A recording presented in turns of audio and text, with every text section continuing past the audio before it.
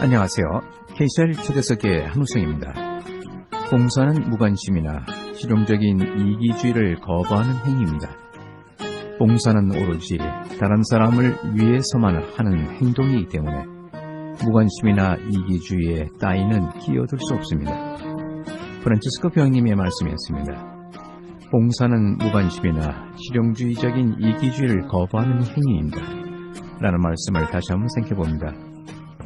KCR 초대석에서는 뉴질랜드 한인 여성의 후원으로 변호사와 회계사님들과 함께 말씀을 듣는 시간을 마련하고 있습니다. 오늘은 JL 파트너스의 이정교 회계사님과 이야기를 나누는 시간을 마련했습니다. 안녕하세요. 안녕하세요. 네, 본인 소개를 좀 해주시죠. 네, 저는 공인회계법인 JL 파트너스의 이정교 회계사입니다.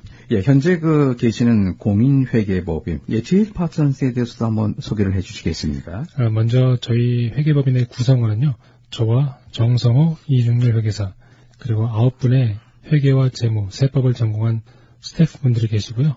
또 네. 사무장님의 도움을 또 받고 있습니다. 공인회계법인 JL 파트너에서는 여러 서비스를 제공하고 있는데요. 어떤 서비스를 제공하고 있을까요?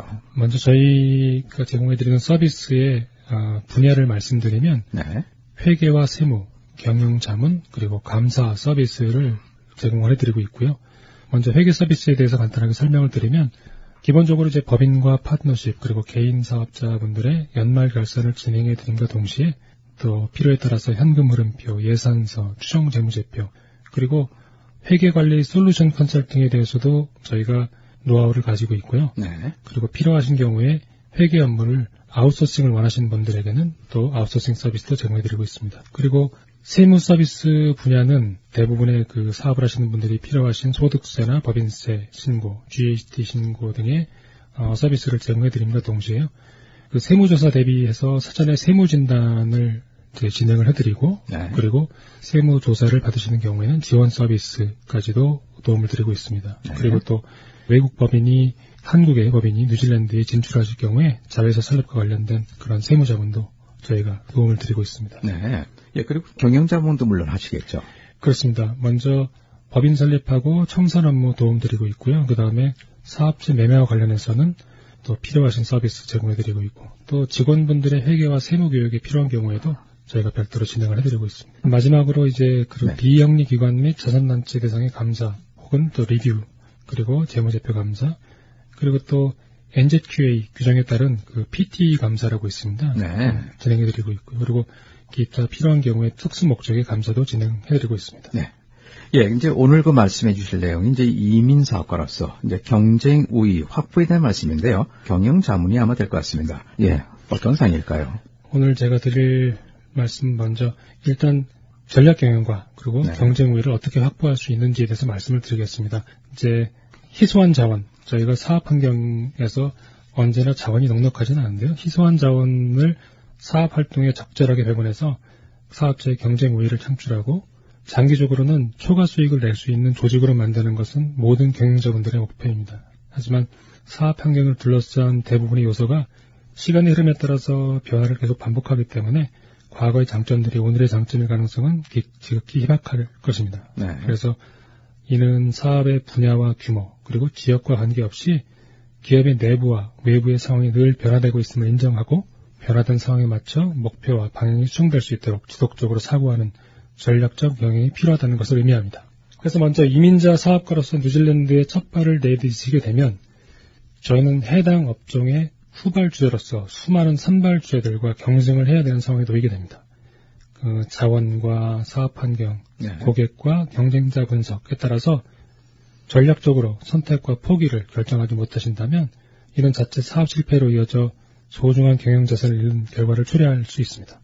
결국 전략 경영은 완전 경쟁 시장에 놓인 이민자 사업계에게 반드시 필요한 경영 접근법이라고 할 수 있고요. 매출과 수익성 부진을 상황 탓으로 돌리기보다는 자신의 경쟁 우위를 발굴해서 해당 우위가 기존의 경쟁자들과 차별이 되는지, 해당 우위가 초과 수익을 낼 수 있는 충분한 경쟁력을 갖춘 것인지 주기적으로 살피는 전략적인 접근이 필요하다고 말씀드릴 수 있습니다. 네. 예, 그렇다면 그 쉽게 얘기해서 그 경영 전략이란 무엇이라고 할 수 있겠습니까? 경영 전략이란 쉽게 말씀드려서 경쟁에서 이기는 방법입니다. 일반적으로 경영 전략에서는 기업이 속한 시장이 경쟁적이라고 가정을 하는데요. 자신의 사업체가 당면한 시장 특유의 경쟁 상황에서 무엇이 그리고 어떻게 사고하면 자신에게 경쟁 우위를 가져다 수 있는지를 체계적으로 분석하는 것이 전략적 경영이라고 할 수 있습니다. 예, 그렇다면 이제 뉴질랜드에서의 그 경영 전략은 실제로 어떻게 적용이 될 수 있을까요? 이민자 사업가가 뉴질랜드 시장에 진출하는 상황을 해외 직접 투자라고 하는 거창한 이름으로 한번 규정을 하고요. 네. 전략 경영 이론을 어떻게 실제 사업에 적용할 수 있는지에 대해서 말씀을 드리겠습니다. 물론 실제로 해외 직접 투자는 본국의 모기업이 자회사 혹은 현지 법인의 형태로 해외에 진출해서 이윤을 창출할 목적으로 진행되지만 뉴질랜드 시장에서 사업을 하시는 모든 한국인 이민 사업가, 이민자분들도 넓은 범위에서는 해외 직접 투자를 하고 계시다고 볼 수 있습니다. 기업의 해외 투자, 직접 투자 동기를 설명하는 이론 중에 하나는 독점적 우위 이론입니다. 기업은 해외 시장에서 경쟁하고 있는 현지 기업들이 갖지 못한 자신만의 독보적인 경쟁력을 사용할 목적으로 해외 직접 투자를 한다는 것이죠. 이 이론에서 해외 기업이 해외 사업에서 성과를 내기 위해서는 현지 기업에 비해 외국 기업이 갖는 필연적인 약세를 보완할 수 있는 기업 특유의 우위를 가져야 한다고 주장합니다. 예, 그런데 그 현지의 사정도 이제 많은 그 영향이 있겠죠. 그렇습니다. 외국 기업으로서 또 혹은 이민자 기업가로서 갖는 필연적인 약세는 기본적으로 언어와 가치관, 그리고 법률, 정치, 사회조직 등 복잡 다양하게 구성된 문화적 차이들에서 기인할 것입니다. 이러한 문화적 요소들은 기업 활동에 많은 영향을 미치기 때문에 해외 시장에서 사업을 원활하게 수행하기 위해서는 외국의 이질적인 환경 특성을 파악하고요. 이에 적합한 사업 계획과 구조, 사업 전략과 독보적인 기술 등을 갖고 있어야 됩니다. 기업의 기술과 상표, 마케팅 같은 자원들이 해외 현지 기업들과 비교해서 상당한 우위를 선점하고 있다면 이러한 경쟁 우위들을 현지 시장에 적용해서 수익을 창출할 수 있습니다. 그런데 이와 같은 경쟁 우위들은 해외 시장에서 경쟁할 때 불리한 외국 요소들을 초과하는 수준이어야 되고요. 이럴 때 시장 평균을 넘어서는 초과 이익을 기대할 수 있습니다. 예를 들어서 언어와 문화, 관습, 유통구조 등의 차이에서 발생하는 비용을 기업 특유의 우위로 충분히 상쇄할 수 있으셔야 되고요. 그래야 수익 기회가 보장된다는 것입니다. 기업의 경쟁 우위로서는 일반적으로 광고와 마케팅 능력, 기술력, 재무구조, 그리고 기업의 규모 등이 있을 것입니다. 결론적으로 말씀을 드리면 우리에게 늘 생소한 뉴질랜드 비즈니스 환경에서 이민자 사업가로서 성공하기 위해서는 나만의 경쟁력이 무엇인지 지속적으로 점검할 필요가 있으시고요. 이에 더해서 현재 우위가 그런 낯선 환경이 주는 불리함을 충분히 극복할 수 있는 경쟁력인지 파악하시고요. 만약에 부족하다면 경쟁력을 강화할 수 있는 전략을 세우는데 자원을 아끼지 말으셔야 할 것입니다. 예, 새로이 그 창업을 준비하시는 분들도 아마 많으시라 생각이 됩니다. 예, 기본적으로 알아야 될 회계와 세무 상식으로는 어떤 것이 있겠습니까? 일반적으로 이제 창업하시기 위해서는 철저한 조사, 시장조사와 사전 준비가 필요할 것입니다. 새로운 영역에 도전하는 만큼 많은 시간을 배움에 투자하셔야 될 거고요. 그리고 실전에서 유용하게 활용될 예비 지식도 갖고 출발하신다면 아마도 이제 그 무한 경쟁의 그 시장에서 우위에 설 가능성이 높아지겠죠. 그래서 각 사업 분야에서는 본인이 이제 진행하실 사업 분야에서는 아마 기본적인 경쟁력을 갖고 계시다고 생각이 들고요. 그런 전제하에 창업을 준비하시는 분들이 회계 관리를 위해서 기본적으로 준비하셔야 될 내용들에서 아주 간단하게 설명을 드리겠습니다. 네. 먼저 사업을 하신다라고 하는 것은 늘 매출과 지출이 발생할 거기 때문에 수입과 지출을 기록할 어떤 장부를 준비하시거나 아니면 회계를 관리할 수 있는 프로그램을 미리 마련하시고 어떻게 프로그램을 사용하시는지 사용법을 익히셔야 됩니다. 네. 그리고 또 한 가지 중요한 것은 사업을 하시기 전에 먼저 예산서, 보통 버제팅이라고 하는데요. 버제팅 과정을 거치셔가지고 결과에 대해서 회계사분과 상의를 하시고요. 그리고 또 예산서상의 그 매출을 달성하기 위해서 충분한 자원을 투자했는지, 예를 들어서 광고와 마케팅에 투자를 했는지, 충분한 금액을 잡고 계시는지 이제 검토를 하셔야 될 겁니다. 네. 그리고 보통 이제 매출이 발생하면 고객분들한테 인보이스를 발행하시거나 청구서를 발행하실 텐데요. 네. 청구서를 발행하는 것을 체계적으로 하실 수 있는 방법을 마련해 두시고, 그리고 청구서는 결국에 그 미지급된 그 금액과도 관련이 있기 때문에 미지급금 관리를 잘 하셔서 너무 오랫동안 납부가 안 된 그런 금액에 대해서 항상 관리를 진행을 하셔야 됩니다. 네. 그리고 또 사업을 하시면서 직원 고용과 관련해서도 미리 꼭 숙지하셔야 될 그 내용들이 많이 있는데요. 네. 기본적인 고용법과 또 고용주로서 지켜야 될 세법을 반드시 숙지하셔야 됩니다. 그리고 이제 많은 분들이 절세를 위해서 네. 그 어떤 경비들을 사업 경비로 처리할 수 있는지를 여쭤보시는데요. 네. 먼저 차량 관련된 경비를 꼼꼼하게 챙기기 위해서는 차량 운행 기록부를 작성하셔야 되고요. 네. 그리고 또 그 사무실뿐 아니라 본인의 거주하시는 주택의 일부를 사업 용도로 사용하시는 분들은 그 사용하시는 공간의 전체에서 사업용이 차지하는 비율을 네. 계산하셔가지고 그 회계사한테 전달하시면 관련된 비용들을 사업 경비로 처리하실 수 있습니다. 네. 그렇군요. 그리고 또 사업 첫 해는 사업 세금 신고가 되기 전에는 ACC가 사업을 시작했는지 알지 못하기 때문에 네. 혹시 사업과 관련된 그 사고가 났을 경우에 여러 가지 절차를 통해서 사업을 미리 시작하셨다는 것을 그 ACC에 입증을 해야 됩니다. 네. 그런 절차를 조금 줄이기 위해서 사업을 시작하시고 나서 바로 ACC 연락하시면 ACC 계정이 만들어지고 혹시 모를 사고에 대비해서 충분한 보상을 받으시는 절차를 좀 단순화시키실 수 있습니다. 네. 예, 지금 이제 창업을 준비하시는 분들을 위해서 이제 10가지 이제 기본적으로 이제 숙지해야 될 사항, 내용들에서 이제 말씀해 주셨는데요. 예, 여기서 한번 요약을 하면서, 예, 궁금한 점에 대해서, 예, 질문을 한번 드려보겠습니다. 예, 이제 첫 번째 이제 예금 계좌를 이제 개설하고요. 네. 두 번째는 이제 회계 프로그램을 마련하고 이제 사용법을 익히는데요. 예, 이런 거 회계 프로그램은 어떻게 준비를 하나요? 먼저 어떤 사업을 하시는지를 제가 여쭙고요. 네. 그 다음에 그 사업 초기에 그 상황이라든가 또 규모 네. 이걸 맞춰서 어떤 프로그램이 적합한지를 제가 안내를 해드립니다. 아, 예, 그렇군요. 네. 예, 다음에 이제 그 예산서를 작성하고 예산 내용을 회계사와 상의를 하는데요. 이거는 꼭 상의를 해야 됩니까? 어떻습니까? 아무래도 상의하면 좋겠지만요. 네, 일단은 예산서를 어떻게 작성을 하시는지 회계사와 상의를 하시는 게 정확한 예산서를 준비하실 수 있는 방법이라고 생각이 들고요. 예. 그 다음에 예산서에 포함되어야 될 아주 중요한 기본 항목들이 있습니다. 그런 항목들을 회계사와 상의를 하셔서 예산서를 이제 잘 만드시고요. 첫 해에는 물론 철저한 시장 조사를 통해서 향후 1, 2년, 3년치 그 재무계획을 세워놓으셨겠지만 실제로 그 재무계획이 사업을 시작했을 때 달성할 수 있는 목표인지를 회계사와 한번 상의해 보시면 도움을 받으실 수 있을 것 같습니다. 예, 그리고 이제 영수증 인보이스 체계로 관리하시는 파일, 다음에 이제 또 이제 매출 인보이스 책자 또는 컴퓨터 파일 형태인데요.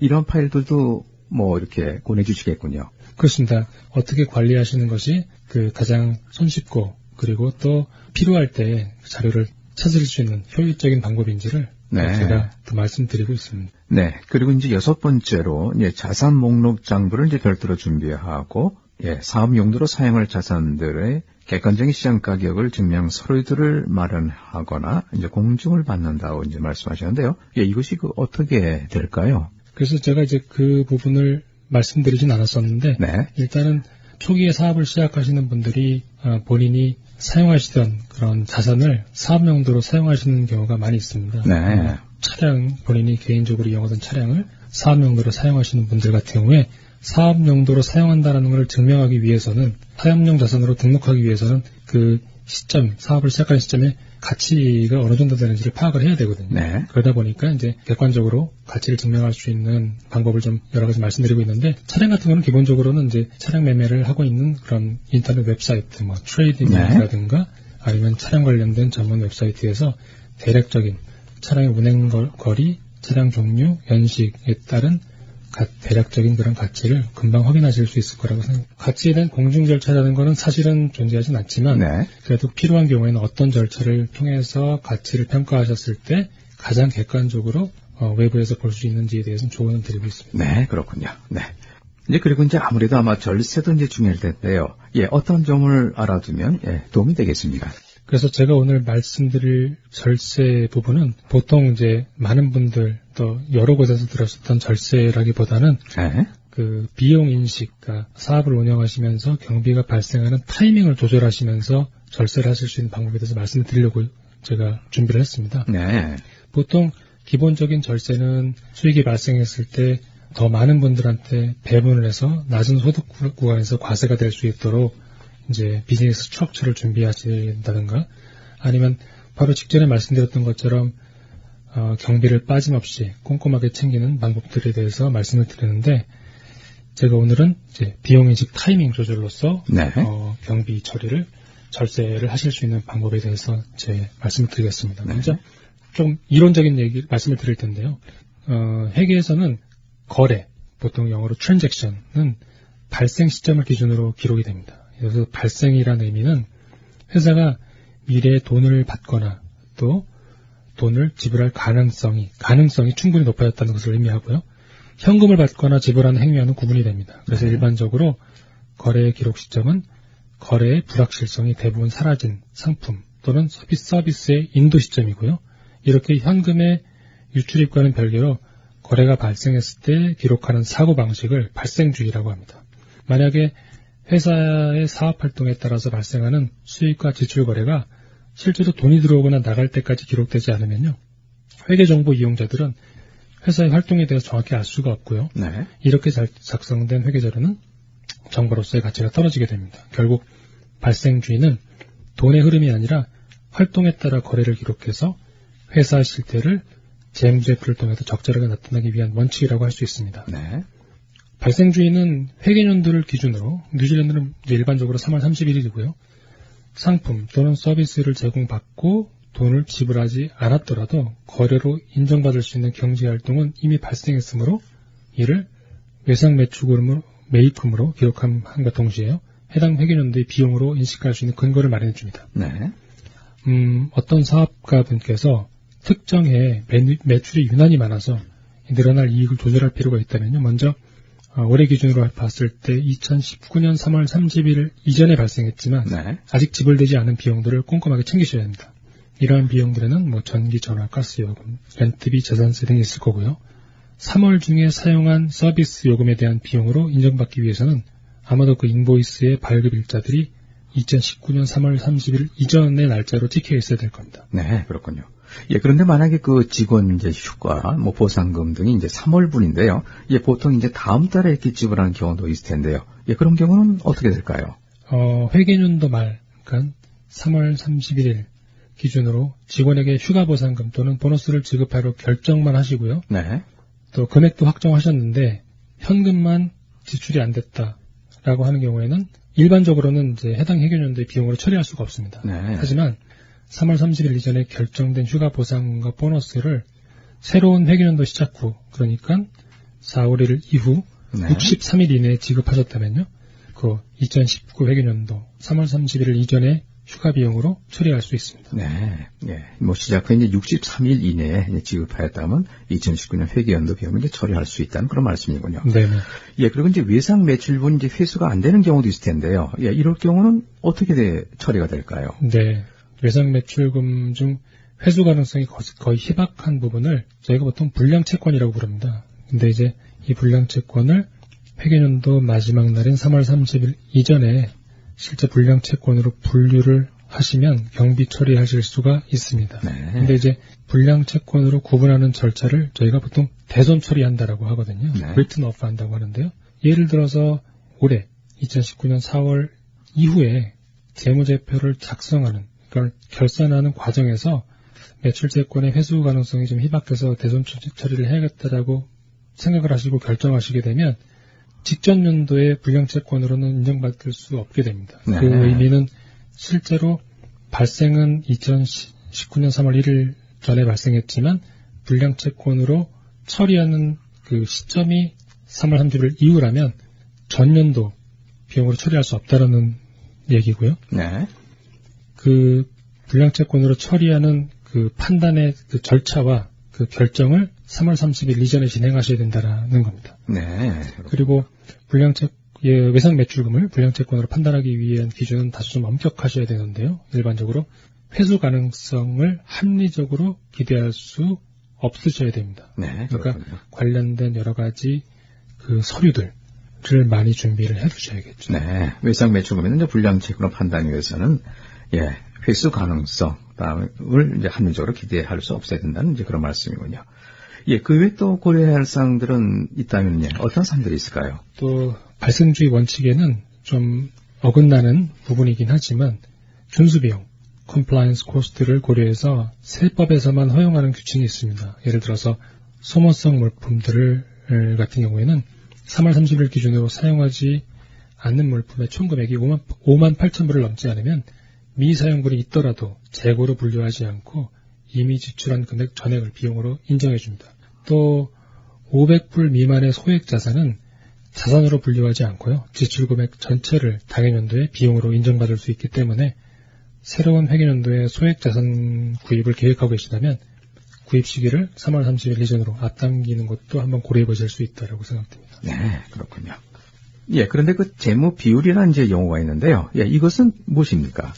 재무 비율에 대한 설명을 드리기 전에 먼저 네. 재무제표라고 하는 것을 이제 사업하시고 나서 회계년도 기준으로 만들게 되는데요. 재무제표에서는 이제 사업체 성과를 확인하기 위해서 제가 준비하는 그 표가 손익계산서입니다. 네.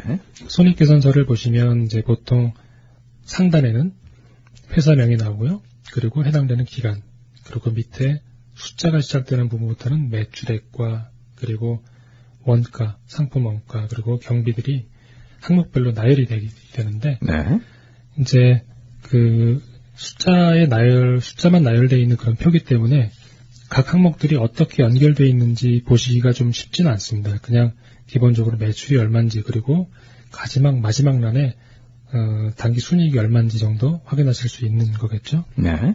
그러니까 하지만 이런 정보를 가지고 몇 가지 재무 비율을 계산을 하면 아주 그 회사 운영에 상당히 도움을 받을 수 있는 그런 의사결정 정보를 얻으실 수가 있습니다. 네. 재무 비율이라는 용어가 보통 이제 사업하시는 분들에게는 조금 전문 용어처럼 들릴 수 있는데 실제로는 몇몇 재무제표, 손익계산서 그리고 또 가끔씩은 자산 그 대자대제표의 그 숫자들을 이용해서 몇 가지 계산 절차만 거치면 아주 좋은 그 정보들을 얻어낼 수 있는데요. 네. 먼저 재무 비율이 의미 있는 정보로 사용되기 위해서는 먼저 전제가 되는 것은 재무제표가 만들어질 때 재무제표 숫자들이 실제 사업 내용을 반영하는 정보이어야 된다는 것입니다. 예를 들어서 매출이 누락됐다든가 경비가 초과해서 반영됐다라고 하면 사실은 아주 정확한 그런 재무 비율이 계산되지 않겠죠. 네. 그러면 이제 재무 비율을 여쭤보셨으니까 이제 가장 쉽게 누구나 계산해 볼 수 있는 그런 비율에 대해서 설명드릴 텐데요. 매출 총 이익률이라는 것이 있습니다. 영어로는 gross profit margin인데요. 매출 총 이익률을 구하시기 전에 매출 총 이익을 구하시는 방법은 매출에서 매출을 얻기 위해 투입된 상품 원가를 빼고 남은 이익이 매출 총 이익입니다. 그리고 매출 총 이익률은요. 이 매출 총 이익을 매출액으로 나눈 비율입니다.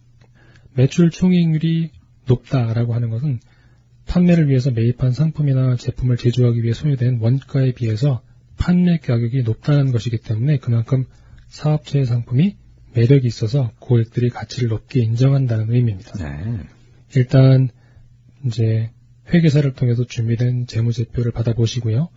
그 다음에 제가 말씀드린 방법을 통해서 매출 총이익률을 계산하시면 사실은 다른 업체와 비교를 진행해야지만이 그 현재 사업체가 갖고 있는 매출 총이익률이 의미를 그 안에서 의미를 찾을 수가 있는데요. 네. 가장 첫 번째로는 동일한 업종 내 사업체들이 가지고 있는 매출 총이익률을 네. 그 통계청 웹사이트를 통해서 확인하실 수가 있습니다. 그래서 통계청 웹사이트에 가셔서 비즈니스 퍼포먼스 벤치마커라고 검색어를 치고 네. 검색을 하시면 그 본인이 속한 업종 내에 그런 매출 총이익률 그리고 또 그 이외에 다른 그런 재무 비율들도 확인하실 수가 있습니다. 예, 한번 그 예를 들어서 설명해 주시면 아마 이해가 빠르겠는데요. 일단은 이제 제가 지금 준비해온 자료는 이제 도표 형태로 돼 있는데 네. 일단은 이제 말씀으로 드려야 되니까 좀 간단하게 설명을 드리도록 하겠습니다. 제가 통계청에서 뉴질랜드 카페, 식당업의 매출 총이익률을 제가 가지고 왔습니다. 일단은 이제 발표가 되는 매출 총이익률은 사업체의 규모에 따라 조금 차이가 있긴 하지만 카페 식당업의 매출 총이익률은 대략 59%에서 66% 사이입니다. 네. 그래서 매출액이 규모가 작을수록 매출 총익률이 낮고요. 사업체의 매출 규모가 클수록 매출 총익이 좀 높습니다. 그래서 네. 59%에서 66% 사이에 존재한다고 보시면 되고요. 그래서 제가 준비한 사례가 있는데요. 네. 사례를 먼저 설명을 드리면서 매출 총익률을 어떻게 실제 사업에 도움을 받는 그런 재무 비율을 사용할 수 있는지를 말씀드리겠습니다. 네. 오클랜드 대학교 앞에서 이제 피자집을 운영하고 계시는 제임스라는 사장님이 계십니다. 네. 이 사업 사장님께서 회계사를 통해서 이제 최근 회계년도 재무제표 2018년도 회계년도에 재무제표를 받으셨는데요. 총 매출액이 20만 불 정도가 되셨습니다. 20만 불이라고 하면은 제가 준비해온 사업체 규모별 매출 총이익률에서 하위 구간을 차지하는 거기 때문에 대략 한 59% 정도가 평균 매출 총이익률이라고 볼 수 있는데요. 네. 매출 규모로만 따지기 때문에. 근데 실제로 사장님께서 계산해 보셨더니 매출 총이익률이 40%가 나오신 거예요. 네. 그러면은 실제 업종 평균보다 한 19%, 20%가 낮은 네. 수준인데 그러네요. 이게 이제 어떤 걸 의미하는지를 제가 이제 말씀을 드리겠습니다. 제가 예를 말씀드린 게 이제 오클랜드 대학교 앞에서 피자집을 운영하시는 사장님이라고 말씀드렸는데요. 매출 총이익률이 동종업계에 비해서 한 20%가 낮다라고 하는 거는 먼저 이 피자를 만드는 식재료 비용이 경쟁자들의 식재료 비용보다 상당히 높다라는 걸 의미할 수 있습니다. 제가 네. 실제로 그 사장님을 찾아가 본 건 아니지만 제가 이제 숫자만 보고 판단할 수 있는 거죠. 재무 비율만 보고. 두 번째는 사장님께서는 아주 이제 사업을 시작하시고 의욕적으로 신선한 재료를 사용을 한다라고 이제 다짐을 하셨기 때문에 조금이라도 식재료가 신선하지 않을 경우엔 폐기하실 거고요. 그러다 보면 이제 폐기 비율이 높기 때문에 아마도 원가 비율이 좀 높은 게 아닐까라고 저희가 예상을 할 수 있고요.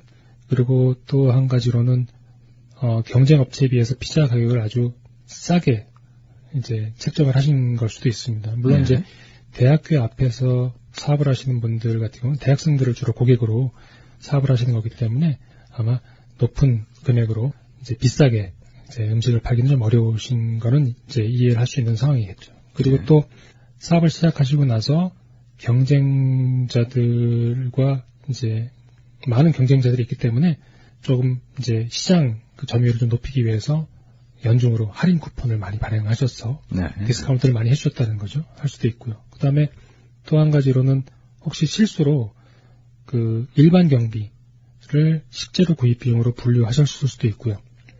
마지막으로는 이제 현금 매출의 일부를 실수로 혹은 이제 고의로 누락하셨을 수도 있고요. 그래서 제가 지금 말씀드린 그런 여러 가지 내용을 매출 총이익률이 시장 평균보다 낮다라는 그런 사실 하나만으로 저희가 예상해 볼 수 있는 겁니다. 네, 그렇군요. 네.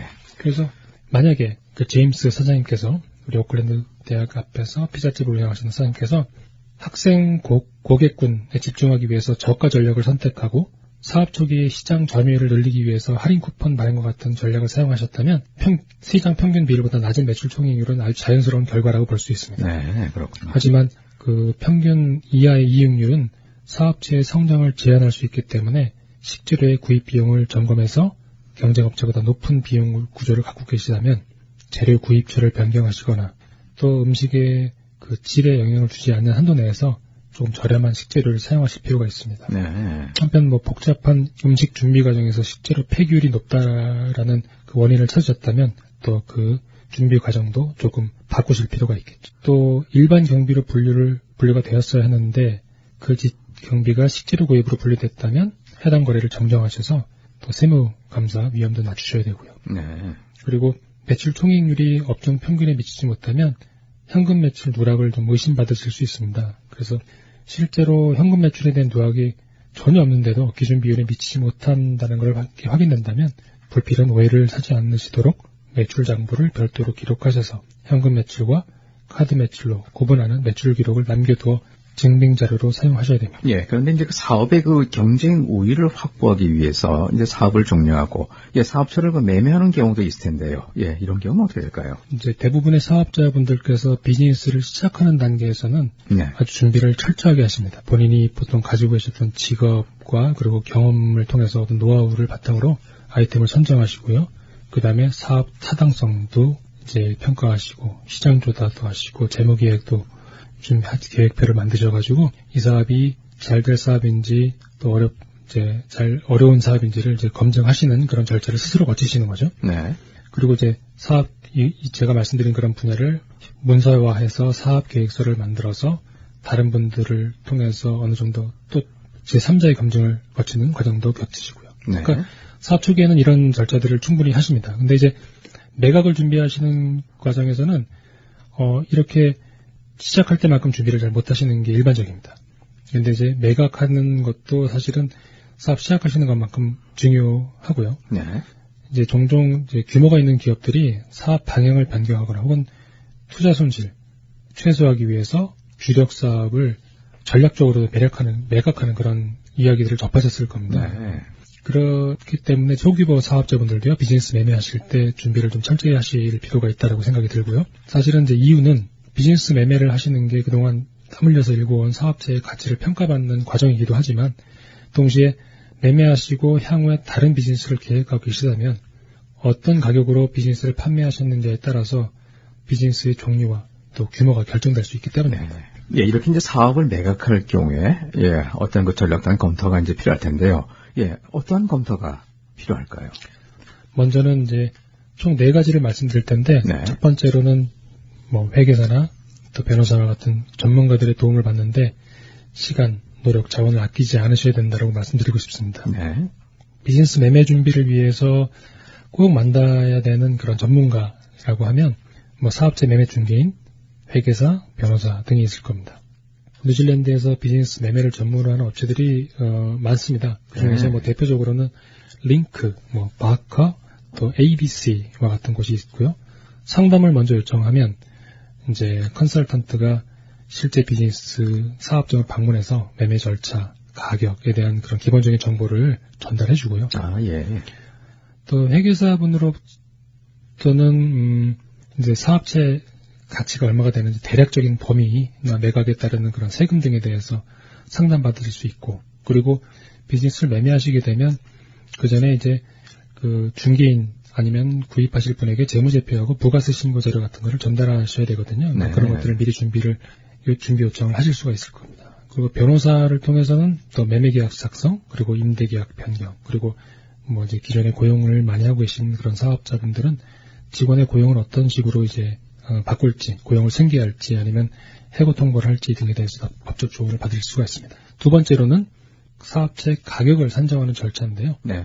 비즈니스라는 것이 사실은 가격 선정 절차가 간단치만 않습니다. 이게 보통 가격이라고 하면 시장에서 결정이 되는 거고요. 시장에서 공급하는 사람과 그리고 물건을 원하는 사람들이 중간에서 가격이라는 요소로 만나게 되면 그게 이제 시장 가격인데 사업체라는 게 늘상 매매가 이루어지는 것이 아니기 때문에 가격 선정 절차가 조금 복잡하고 또 그리고 언제나 100% 맞는 정확한 금액이 나오는 건 아닙니다. 근데 이제 가격 선정을 한다라는 것이 어떤 절차인지를 제가 설명을 드리면 일단 비즈니스 사업체의 가격은요.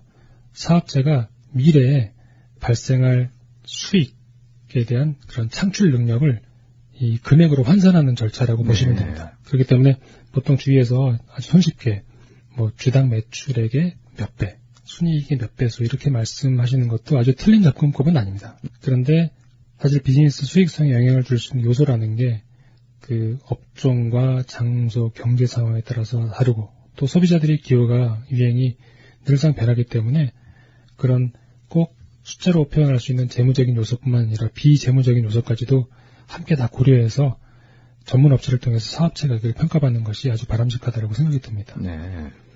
그래서 이제 비즈니스 가격 가치 산정이라는 게 정답이 없기 때문에요. 저희 같은 회계사에게 이제 질문하실 경우에 몇 가지 그런 널리 이용되는 재무 공식들을 사용해가지고 대략 요 금액 사이에 그 비즈니스 가격이 결정될 것 같다라는 그런 간단한 의견만 이제 드리는 편인데요.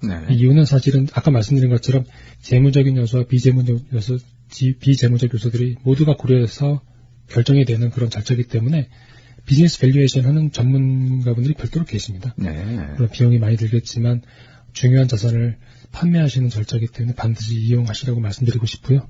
그리고 저희한테 이제 간단하게 여쭤보셨을 때 저희가 사용하는 이런 비율, 네. 이 투자 대비 수익률, 그리고 회수기간법, 그리고 현금 흐름 할인법, 뭐 이런 방법들이 있습니다. 네.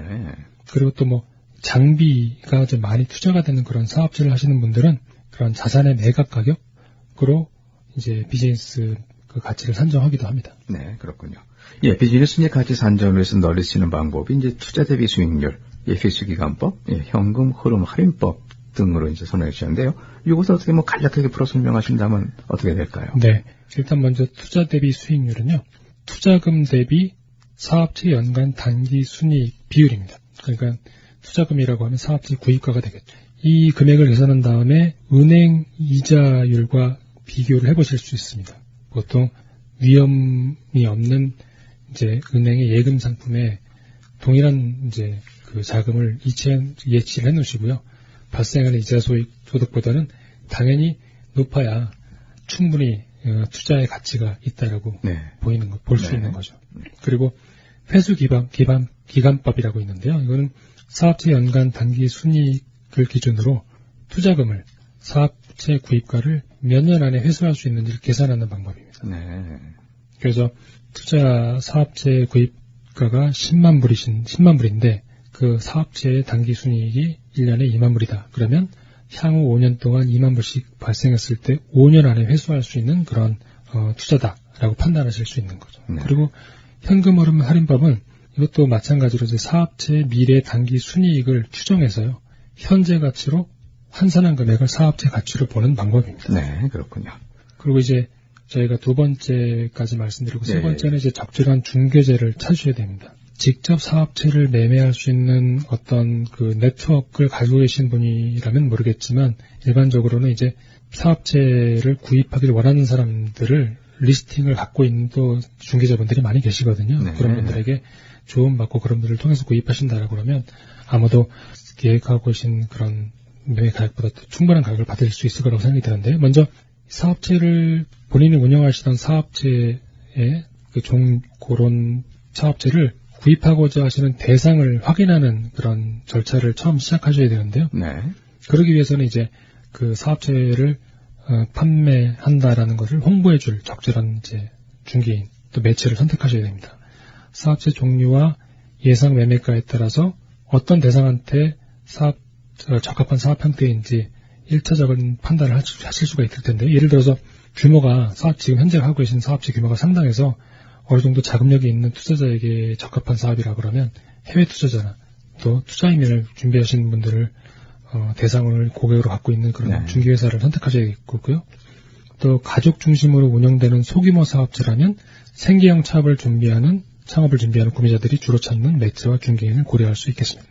예, 적절한 그 중개업체를 찾는 것도 예, 상당히 그 중요하다고 생각이 됩니다. 예, 그리고 이제 다음으로 체크사항이 예, 또 있죠. 예, 무엇일까요? 네, 마지막으로는 이제 매매 형태를 결정하시는 겁니다. 형태라 그러면 주로 자산 매각 형태와 주식 매각 형태가 있습니다. 네. 매매 형태에 따라서 그 사업체의 가격을 산정하는 방법이 좀 달라질 수가 있고요. 매매 과정에서 구매자와 이해가 엇갈리는 것이 일반적인데요. 이런 것들은 회계사와 미리 상담하셔서 그 판매하시는 그 사업자분께 유리한 방법을 조금 숙지해 놓으실 필요가 있습니다. 네. 먼저 자산 매각에 대해서 설명을 드리겠는데요. 자산 매각은 사업체의 회계와 세무를 확실하게 마무리할 수 있다는 점에서 매매 당사자와 모두에게 바람직한 방법입니다. 일반적으로 그 판매가 되는 고정자산으로는 영업권과 설비, 기계가 있고요. 또 유동자산으로는 상품 재고 혹은 원재료가 있습니다. 판매자가 구매자에게 회사의 내용물에 해당하는 사업을 판매하시고 나면 회사에는 아무것도 남지 않게 되는데요. 네. 판매자 쪽에서는 사업을 종료하신 뒤에 발생하는 몇몇 그런 그 남은 거래들을 포함해서 마지막 부가세 신고, GAT 신고하시고 그 다음에 IRD에 GAT 등록 취소 신청하시고요. 그 다음에 사업체 매각한 날이 포함된 회계연도에 결산을 통해서 회계정산 및 세금 신고하시면 네. 이제 모든 그 매각 절차가 마무리가 된다라고 보시면 됩니다. 하지만 그 자산 매각 같은 경우는 그 자산을 매각에 그 자산들이 이제 포함이 되어 있기 때문에 네. 그 자산을 통해서 감가상각이라는 절차로 비용 처리를 해오셨을 테고요. 그러다 보면 이제 설비 자산, 판매하는 매각되는 자산들이 회계상의 그런 장부 가격보다 높은 가격으로 판매될 경우가 있습니다. 네. 그럴 경우에는 그 차액만큼이 감가상각 회수이익이라는 그런 명목으로 과세가 되기 때문에 이제 자산 매각 방식으로 하시는 그 사업 매각을 진행하시는 분들 같은 경우는 이러한 이제 감가상각 회수 이익 때문에 과세소득이 좀 늘어날 수 있는 단점이 좀 있습니다. 네. 예, 판매 대상이 되는 이제 고정자산으로 예, 영업권과 이제 설비 및 기계가 있는데, 예, 유동자산은 이제 상품 재고 혹은 원재료가 있는데요. 예, 설비 자산들을 예, 회계상 장부 가격보다 높은 가격으로 판매할 때 발생하는 차익인 감가상각 회수 이익으로 인해 이제 판매자의 이제 과세소득이 예, 늘어날 수 있다는 그런 말씀이군요. 네, 그렇습니다. 네. 추가로 판매자와 구매자 간의 설비 자산들의 판매 가격을 결정하는 그런 이슈에서 그 양측이 이견을 보이는 경우가 많습니다. 예, 예. 그렇겠죠. 판매자는 네. 설비 자산의 판매가가 장부 가격보다 높은 경우에 말씀드린 그 감가상각 회수 이익을 납부해야 되기 때문에 그 설비 자산 같은 그런 자산의 판매가를 장부가 이하로 결정하기를 원하실 거고요. 네. 또 구매자 같은 경우는 가급적이면 설비 자산 가격을 높게 책정해서 감가상각을 통해서 경비로 처리하고 싶어 하시기 때문에 사실은 이제 그런 설비 자산 판매 가격에 이런 결정을 놓고 네, 이견이 많습니다. 그렇기 네. 때문에 이런 부분에 있어서도 사실 회계사분들하고 미리 상의를 하시는 것이 좋습니다. 근데 반면 이제 주식 매각하는 방법은 절차상으로 가장 손쉽게 사업체를 매매할 수 있는 방법입니다. 보통 판매자의 주식 판매 차익금은 자본이익이기 때문에 세금이 부과되지 않습니다. 근데 또 이 방법도 소규모 회사를 매매할 때 주식 이전 시점까지의 이익 또는 적자에 대한 그런 귀속 여부를 주식 매매 계약서에 자세하게 명시하지 않고 계약을 마무리하실 경우에는요, 회계연도가 끝나고 나서 정산되는 소득세 납부의 책임 문제로 판매자와 구매자분 사이에 분쟁이 발생할 수도 있는 여지가 있습니다. 네. 예, 구매자들이, 판매자들이 예, 사업을 왜 매각하는지 이것도 상당히 궁금할 텐데요. 그렇습니다. 구매자는 언제나 판매자의 사업 매각 이유를 알기 원합니다. 네.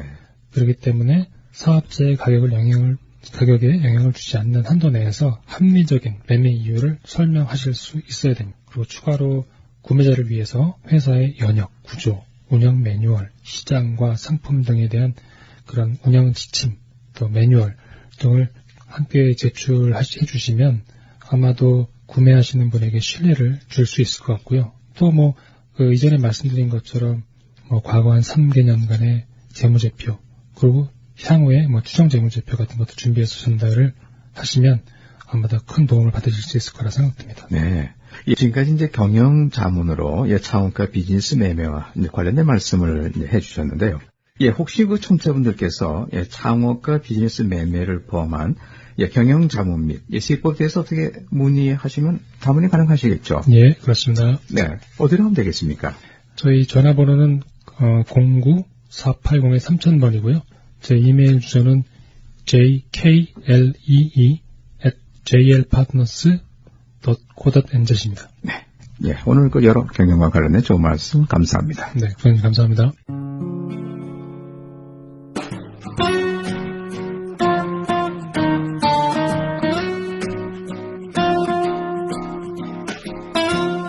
고통을 돌보는 사람들이 있는가 하면 그냥 지나치는 사람이 있습니다. 세상에는 이처럼 두 부류의 사람이 살고 있습니다. 프란치스코 교황님의 말씀이었습니다. 고통을 돌보는 사람이 있는가 하면 그냥 지나치는 사람이 있습니다. 라는 교황님의 말씀을 다시 한번 생각해봅니다. 오늘은 JL 파트너스의 이종교 회계사님과 이야기를 나눠보았습니다. 지금까지 진행의 한우성이었습니다. THR 애청자 여러분 고맙습니다. 다음 시간에 다시 또 뵙도록 하겠습니다. 감사합니다.